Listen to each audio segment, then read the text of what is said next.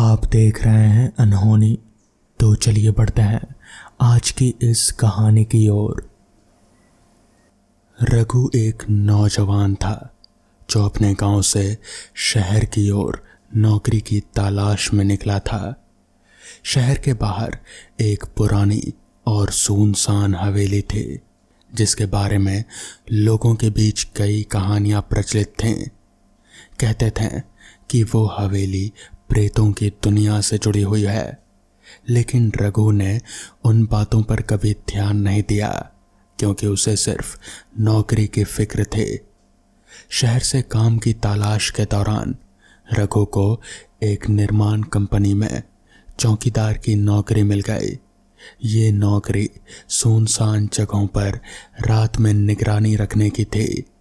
संयोग से पहली रात उसे उसी पुरानी हवेली में चौकीदारी का काम सौंपा गया। रघु को हवेली की कहानियों से कोई डर नहीं था, इसलिए उसने खुशी खुशी नौकरी को स्वीकार कर लिया। वो हवेली में पहुंचा तो वहां का सन्नाटा और पुरानी दीवारों का डरावना माहौल देखकर उसका दिल थोड़ा घबरा गया, लेकिन उसने खुद को संभालते हुए अपनी ड्यूटी शुरू की। पहली रात कुछ खास नहीं हुआ, लेकिन जैसे जैसे रात बढ़ी रघु को अजीब सी आवाज़ें सुनाई देने लगीं। हवेली के अंदर से किसी के चलने की आहट, दरवाज़ों के खुलने बंद होने की आवाज़ें और कभी कभी हल्की सी हंसी सुनाई देती। रघु ने सोचा शायद ये हवेली पुराने ढांचों की वजह से बज रही होगी। अगली रात रघु को फिर से कुछ अजीब घटनाओं का सामना करना पड़ा। हवेली की एक खिड़की अचानक खुद ब खुद खुल गई और फिर बंद भी हो गई, जबकि उसने अच्छी तरीके से खिड़की को लॉक कर दिया था। उसे लगा कि शायद हवा की वजह से हुआ होगा, लेकिन जब वो खिड़की के पास गया तो उसे एक ठंडी हवा का झोंका महसूस हुआ जो बिल्कुल असामान्य था। उसकी रीढ़ की हड्डी में एक ठंडक सी दौड़ गई, लेकिन उसने खुद को शांत रखा। तीसरी रात जब रघु अपनी ड्यूटी पर था, उसे अचानक हवेली के पिछले हिस्से से एक रोशनी दिखाई दी। वो उस ओर बढ़ा तो वहां एक पुराना बंद कमरा मिला जिसकी दीवारों पर पुरानी पेंटिंग्स थे। उस कमरे में कुछ ऐसा था जिसने उसे खींच लिया। कमरे के बीचों बीच एक पुरानी सी तिजोरी रखी थी। रघु को लगा कि शायद यहाँ कुछ महत्वपूर्ण होगा, लेकिन जैसे ही उसने तिजोरी को छूने की कोशिश की, एक ठंडा हाथ उसकी कलाई पर महसूस हुआ। रघु ने तेजी से मुड़कर पीछे देखा, लेकिन वहां कोई नहीं था। उसकी सांसें तेज हो गई, लेकिन उसने हिम्मत नहीं हारी। वो जानता था कि यहाँ कुछ रहस्य छिपा है और उसे इसे जानने की जरूरत थी। चौथी रात सबसे खतरनाक साबित हुई। रघु जब हवेली में घूम रहा था तो अचानक उसे एक लड़की की परछाई दिखाई दी, या फिर एक औरत की परछाई दिखाई दी जो सीढ़ियों के पास खड़ी थी। उसकी आंखें एकदम सफेद थी और उसका चेहरा धुंधला था। वो औरत धीरे धीरे सीढ़ियों से उतरने लगी और सीधे रघु की ओर बढ़ी। रघु के तो पैर जैसे जम गए, वो हिल भी नहीं पा रहा था। वो औरत रघु के सामने आकर रुकी और बोली, तुमने यहाँ आने की गलती की है। ये जगह तुम्हारे लिए नहीं है, ये प्रेतों की दुनिया है। यहाँ जीते जागते इंसान टिक नहीं सकते। रघु के शरीर में डर समा गया, लेकिन उसने साहस जुटाते हुए पूछा, तुम कौन हो और ये जगह ऐसी क्यों है? औरत ने धीरे धीरे पूरी कहानी शुरू की। वो कभी इस हवेली की मालकिन थे, लेकिन एक भयानक हादसे में उसकी मौत हो गई और उसके बाद से ही ये हवेली प्रेतों के कब्जे में आ गई और अब यहाँ आने वाला कोई भी आदमी जिंदा नहीं बचता। और वो अन्य आत्माएं जो यहाँ फंसी हुई है, वो जब तक इस हवेली का एक खास रहस्य नहीं खुलता तब तक वो सारी आत्माएं मुक्त नहीं हो सकती।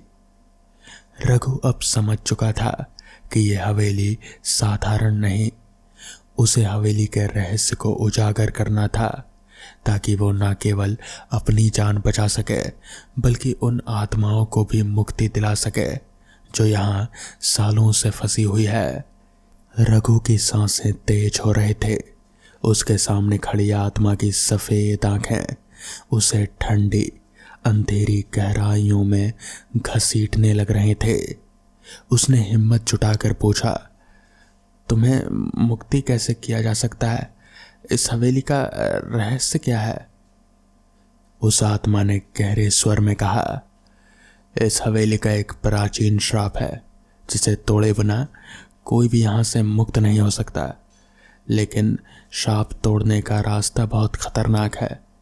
तुम्हें हवेली के गुप्त तहखाने में जाना होगा जहाँ एक ऐसा राज छिपा है जिसने हम सभी आत्माओं को यहाँ बांध रखा है। रघु का मन अब और बेचैन हो चुका था। हवेली के अंदर और भी आत्माएं थी जो धीरे धीरे उसके चारों ओर इकट्ठा होने लगी। हर आत्मा की आंखों में दर्द और वेदना थी। एक बूढ़ा प्रेत आगे बढ़ा और बोला, यहाँ आने वाले कई लोगों ने इस रहस्य को जानने की कोशिश की लेकिन कोई भी वापस लौट नहीं सका। अगर तुम भी ये रास्ता चुनते हो तो तुम्हारी जान भी खतरे में पड़ जाएगी। लेकिन रघु को अपनी और उन आत्माओं की मुक्ति के लिए इस खतरे का सामना करना था। वो जानता था कि अगर वो इस हवेली के रहस्य को सुलझा सके तो इन आत्माओं को शांति मिल सकेगी। उसने अपना मन पक्का किया और आत्माओं से पूछा, मुझे तहखाने तक कैसे पहुंचना है? प्रेत आत्मा ने रघु को हवेली के पिछले हिस्से में स्थित एक पुरानी टूटी हुई सीढ़ियों की ओर इशारा किया। उन्होंने कहा, इस सीढ़ी से नीचे एक दरवाज़ा है जो सीधा तहखाने में खुलता है, लेकिन ध्यान रखना वहाँ जो ताकतें हैं वो बहुत खतरनाक हैं। अगर तुमने ज़रा भी गलती की तो वो तुम्हें अपनी दुनिया में खींच लेंगी। रघु ने धीरे धीरे सीढ़ियाँ उतरनी शुरू की। हर एक कदम के साथ हवेली की दीवारों पर अजीब सी परछाइयाँ दिखाई दे रहे थे, जैसे वो उसे रोकने की कोशिश कर रही हों, उसे चेतावनी दे रही हों। लेकिन रघु ने हिम्मत नहीं हारी। वो उस दरवाजे तक पहुंचा जो जंग लगा हुआ और भारी था। उसने अपने पूरे बल से दरवाज़ा खोला और उसके सामने एक अंधेरी सुरंग दिखाई दी। रघु ने सुरंग में प्रवेश किया। वहाँ अंधेरा इतना गहरा था कि उसकी अपनी परछाई भी नहीं दिखाई दे रहे थे। सुरंग में चलते हुए उसे अजीब अजीब सी आवाज़ें सुनाई देने लगी, जैसे कोई उसके पीछे चल रहा हो। अचानक उसके सामने एक बड़ा लोहे का दरवाज़ा आया। दरवाजे के ऊपर एक शिलालेख था, जो इस दरवाजे को खोलेगा उसे अपनी आत्मा की सच्चाई से सामना करना होगा। रघु ने हिम्मत करके दरवाज़ा खोला और उसके सामने एक विशाल कमरा था। वो उस कमरे के बीचों बीच एक प्राचीन पत्थर का ताबूत रखा हुआ था। उसके चारों ओर रहस्यमय आकृतियां बनी हुई थी। ताबूत के पास एक चमकदार रोशनी का गोला मंडरा रहा था, जो किसी जादुई शक्ति का प्रतीक था। रघु समझ गया कि ताबूत के अंदर ही इस श्राप का राज छिपा है। उसने ताबूत को खोलने की कोशिश की, लेकिन ताबूत बहुत भारी थी। जैसे ही उसने उसे खोलने की कोशिश की, अचानक एक जोरदार हवा का झोंका आया और हवेली की दीवारें हिलने लगी। पूरे तहखाने में गूंजती हुई डरावनी आवाज़ें सुनाई देने लगी। जैसे आत्माएं उसे चेतावनी दे रही हों कि वो इस रास्ते पर आगे ना बढ़े। लेकिन रघु वो अब पीछे हटने वाला नहीं था। उसे अपनी पूरी ताकत से ताबूत को बस खोलना था। उसने कैसे भी करके ताबूत का ढक्कन हटाया। ताबूत के अंदर एक पुरानी किताब थी जिस पर प्राचीन भाषा में कुछ लिखा था। ये वही किताब थी जिसने इस हवेली और यहाँ रहने वाली आत्माओं को इस श्राप में बांध कर रखा था। रघु ने जैसे ही किताब उठाई, अचानक हवेली की सभी आत्माएं उसके चारों ओर जमा हो गई।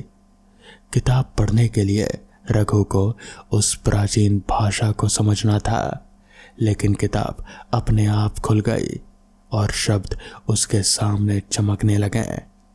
किताब के पहले पन्ने में लिखा था, इस श्राप को तोड़ने के लिए तुम्हें सबसे बड़े अपने डर का सामना करना होगा।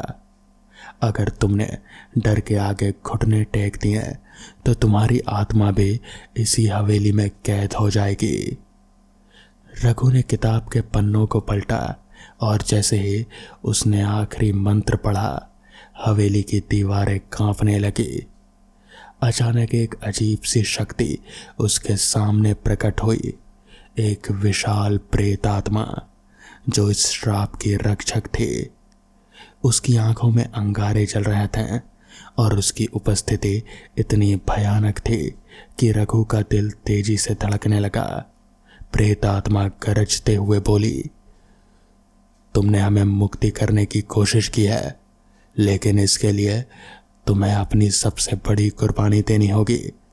क्या तुम इसके लिए तैयार हो? रघु ने साहस से कहा, अगर मेरी कुर्बानी से तुम सभी आत्माओं को शांति मिलती है तो मैं इसके लिए तैयार हूं। प्रेत आत्मा हंसते हुए बोली, तो तैयार हो जाओ अपने सबसे बड़े डर का सामना करने के लिए। रघु को अब इस आखिरी परीक्षा से गुजरना था। रघु के सामने प्रकट हुई विशाल प्रेत आत्मा जिसकी आंखों में अंगारे चल रहे थे, हवा में तैरती हुई वो उसकी ओर बढ़ी। उसकी गहरी और गूंजती हुई आवाज रघु के दिल में डर पैदा कर रहे थे। हवेली के चारों ओर फैली ठंडक और अंधकार अब और भी भयानक लगने लगे थे, लेकिन रघु ने अपने मन को शांत रखा क्योंकि उसे पता था कि बस अब यही आखिरी परीक्षा थी। प्रेत आत्मा ने गरजते हुए कहा, तुम्हें अपने सबसे बड़े डर का सामना करना होगा। यह डर तुम्हें अपनी कमजोरी से परिचित कराएगा। अगर तुमने इसे हराया तो तुम श्राप को तोड़ने में सफल होगे, लेकिन अगर तुम हार गए तो तुम्हारी आत्मा भी इसी प्रेतों की दुनिया में कैद हो जाएगी। रघु के चारों ओर का माहौल तेजी से बदलने लगा। अंधकार गहराने लगा और उसके सामने धुंध से एक छवि उभरने लगी। ये छवि कोई और की नहीं बल्कि रघु के बचपन का सबसे बड़ा डर था। एक बूढ़ा साधु जो उसके गांव के बाहर झोपड़ी में रहता था। रघु जब बच्चा था तब वो साधु उसे कई बार डराया करता था और उसे अपने पास बुलाता था। रघु ने कभी उस साधु का सामना नहीं किया, लेकिन उस घटना ने उसके दिल में गहरे डर को जन्म दे दिया था। अब वही साधु जिसने सालों पहले उसके मन में डर पैदा किया था, उसकी आंखों के सामने खड़ा था। साधु की आंखें लाल हो गई थी और उसके चेहरे पर भयानक कुटिल मुस्कान थी। वो धीरे धीरे रघु की ओर बढ़ते हुए बोला, तू आज भी मुझसे डरता है रघु? क्या तू इस डर से कभी मुक्त हो पाएगा? रघु ने खुद को संभालने की कोशिश की, लेकिन उसके टांगें कांपने लगी। साधु की उपस्थिति इतनी भयावह थी कि उसकी सांसें तेज हो गई। उसने आंखें बंद कर ली और खुद से कहा, ये बस मेरे मन का डर है, बस मेरे मन का डर है, ये सच नहीं है। मुझे इसे हराना होगा। साधु ने अपनी आवाज को और भयानक बनाते हुए कहा, तू मुझसे भाग नहीं सकता। तू अब मेरी दुनिया में है, जहां डर तुझे हमेशा घेरता रहेगा। लेकिन रघु ने इस बार अपने मन की शक्ति को मजबूत किया। उसने आंखें खोली और साधु की ओर दृढ़ता से देखा।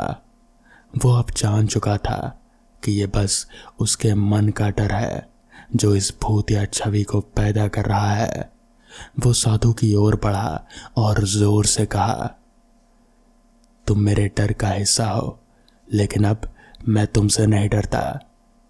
जैसे ही रघु ने ये शब्द कहे, साधु की छवि धीरे धीरे धुंध में मिल गई। उसकी भयानक हंसी बंद हो गई और वो गायब हो गया। रघु ने अपनी सबसे बड़ी परीक्षा पास कर ली थी। जैसे ही भय की छवि गायब हुई, हवेली के अंदर की ठंडी हवा रुक गई। दीवारों पर जमी धूल उड़ने लगी और हवेली के दरवाजे और खिड़कियां खुद ब खुद खुल गईं। रघु को लगा कि अब वो सही दिशा में बढ़ रहा है। ताबूत के पास अब वो प्राचीन किताब फिर से चमकने लगे थे और उसकी रोशनी पूरे कमरे में भर रहे थे। रघु ने किताब को फिर उठाया और उसमें लिखे आखिरी शब्दों को पढ़ा। जब सच्चा साहस प्रकट होता है, तब हर श्राप टूट जाता है। जैसे ही उसने ये शब्द पढ़े, एक तेज रोशनी पूरे कमरे में फैल गई। हवेली के छत से एक सुनहरी रोशनी नीचे उतरी और हवेली की सभी प्रेत आत्माएं जो अब तक कष्ट में थी, अब हल्की मुस्कान के साथ साथ धीरे धीरे उस रोशनी के सामने लगीं। उनकी पीड़ा समाप्त हो चुकी थी और वो अब मुक्त हो चुके थे। प्रेत आत्माओं ने रघु को धन्यवाद दिया। वो औरत जिसने रघु को पहली बार चेतावनी दी थी, वो उसके सामने आई और बोली, तुम्हारे साहस ने हमें सालों के कष्ट से मुक्त कर दिया। यह हवेली अब प्रेतों की दुनिया नहीं रही। तुमने वो कर दिखाया जो अब तक कोई नहीं कर सका। रघु ने राहत की सांस ली। उसने न केवल अपने डर का सामना किया, बल्कि उन आत्माओं को भी मुक्ति दिलाई जो सदियों से इस श्राप के अधीन थी। हवेली अब एक सामान्य जगह में बदलने लगी, जैसे कि वो कभी पहले हुआ करती थी। तो दोस्तों, ये थी आज की पहली कहानी। तो चलिए बढ़ते हैं आज की आखिरी कहानी की ओर। यार बहुत रात हो गई है, थोड़ा जल्दी बाइक चला। अनिकेत ने अपने दोस्त राजेश को कहा, तो इस पर राजेश ने कहा, यार जल्दी ही तो चला रहा हूँ, ये रास्ता सही नहीं है, ज़्यादा तेज चलाना ऊपर से रात के वक्त सही नहीं रहेगा, इसलिए थोड़ा संभल कर ही चलते हैं। वैसे भी रात ही तो हुई है, इसमें डरने वाली कौन सी बात है। तो इस पर अनिकेत ने कहा, यार तूने सुना नहीं है क्या, ये रास्ता क्या। तो इस पर अनिकेत ने वापस से बोलना जारी रखा, दरअसल लोग बोलते हैं कि ये रास्ता रात के लिए सही नहीं है, यहाँ पर आत्माएं भटकती है। इस पर राजेश ने मुस्कुराते हुए कहा, अबे क्या यार, तू भी ये क्या इन सब बातों पर यकीन करता है, पागल है क्या। भूत प्रेत आत्मा ये सब बस दिमाग का वहम है, ये सब कुछ नहीं होता, चल चुपचाप। जिसके बाद राजेश ने आराम से बाइक चलाना जारी रखा। रात काफ़ी हो चुकी थी, इसका अंदाज़ा रास्ते की खामोशी और सन्नाटे को देखकर साफ पता लगाया जा सकता था। रास्ते के दोनों तरफ जंगल झाड़ियाँ थे, इसलिए चांद की रोशनी भी रास्ते पर सही से पहुंच नहीं पा रहे थे। बस बाइक की हेडलाइट की रोशनी ही थी जो उस रास्ते पर उन लोगों की सहारा बनी हुई थी। राजेश बाइक को चलाते हुए तेजी से उस रास्ते पर आगे बढ़ने लगा। ठंड का मौसम था और राजेश को काफ़ी ठंड भी लग रहे थे। तभी उसने अनिकेत से कहा, यार थोड़ी देर तू बाइक चलाएगा क्या? मुझे बहुत ठंड लग रही है यार। इस पर अनिकेत ने कहा, यार मैं चला लेता बाइक, मगर वो क्या है कि मुझे सही से चलाना नहीं आता है। तो इस पर राजेश ने वापस से कहा, क्या बे, अगर नहीं चलाना तो सीधा बोल कि डर लग रहा है, ये बहाना क्यों मार रहा है। जिसके बाद राजेश ने वापस से बाइक चलाना जारी रखा। रास्ते पर उन दोनों के अलावा और कोई भी इंसान नजर नहीं आ रहा था। रास्ते पर खामोशी और सन्नाटा इस कदर फैला हुआ था कि वो लोग बाइक की आवाज़ के साथ ही साथ दूर कहीं से ट्रेन के गुजरने की आवाज़ भी साफ तौर पर सुन पा रहे थे। राजेश तेजी से अभी बाइक चला ही रहा था कि तभी अचानक ही उसे रास्ते के बीचों बीच एक बच्चा खड़ा नजर आया। इस पर राजेश ने अनिकेत से कहा, अबे वो सामने देख, ये बच्चा कहाँ से आ गया इस रास्ते पर। इस पर अनिकेत ने कांपती आवाज में कहा, भाई भाई मैंने कहा था ना कि ये रास्ता। इस पर राजेश ने कहा, अबे चुप, ये बच्चा है यार, कोई भूत थोड़ी है, हमें उतर कर देखना चाहिए, हो सकता है कि इसे हमारी ज़रूरत हो। इस पर अनिकेत ने साफ मना किया, मगर राजेश नहीं माना। वो उतरकर उस बच्चे की तरफ आगे बढ़ने लगा। अभी वो उस बच्चे की तरफ आगे बढ़ ही रहा था कि तभी इतनी देर से सिर झुकाए खड़ा वो बच्चा एकदम से उसने अपना सिर राजेश की तरफ ऊपर उठाया। तो राजेश उसका चेहरा देखकर डर के मारे एकदम से नीचे गिर पड़ा। उस बच्चे का चेहरा बहुत ही ज्यादा डरावना था। उसकी आंखें लाल चमक रहे थे और उसका मुंह इतना बड़ा था जितना बड़ा एक इंसान का हो ही नहीं सकता। वो बच्चा एकदम से जोर से चिल्लाने लगा। उसकी आवाज पूरे फिजा में गूंज रहे थे। उसकी मोटी और कर्कश आवाज से साफ पता चल रहा था कि वो बच्चा कोई इंसान नहीं है, बल्कि वो कुछ और ही भला है। जिसके बाद अनिकेत भागता हुआ राजेश के पास आया और उसे उठाने लगा। राजेश को उठाकर वो वापस से बाइक के पास आया। उन दोनों ने बाइक घुमाई और वापस से वहीं पहुंचे जहां से वो लोग अपने घर जाने के लिए निकले थे। उन लोगों ने पूरी रात वहीं उस फार्म हाउस पर ही बिताई, अपने दोस्त के फार्म हाउस पर। और फिर अगली सुबह ही वो लोग वापस से अपने घर जाने के लिए निकले। मगर उन दोनों को आज तक ये समझ नहीं आया कि आखिर वो बच्चा, वो सब था क्या। तो दोस्तों, ये थी आज की कहानियाँ। अगर आपको ये कहानियाँ पसंद आई हों तो वीडियो को लाइक और चैनल को सब्सक्राइब करना ना भूलें। तो मैं आपका दोस्त आर्यन जल्द ही मिलूँगा आपसे ऐसी ही नई कहानियों के साथ। तब तक के लिए अपना ख्याल रखें।